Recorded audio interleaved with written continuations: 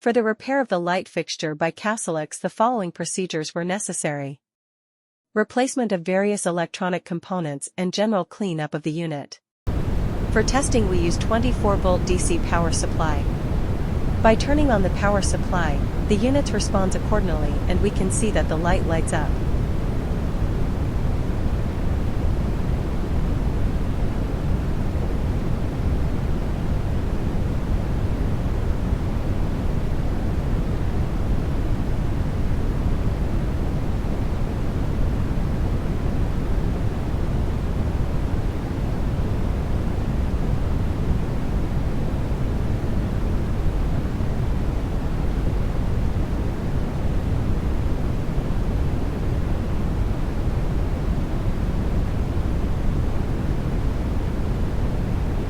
It is now clear that the light fixture by Casolux are working successfully and are ready to be delivered to the client.